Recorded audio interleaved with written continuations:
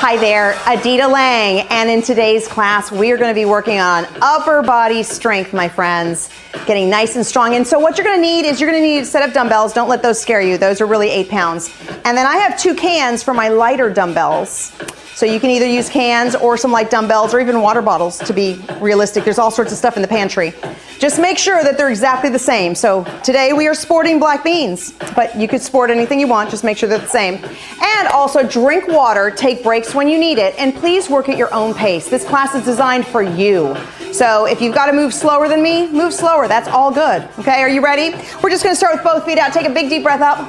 And as you exhale, take one arm down, one arm up, and just stretch. And bring it center, deep breath. And exhale, press that down. And again, up. Take that down once more, bring it up. And press that down. And bring it side to side. And swim your arm back. Press it out and around, big circle. There we go.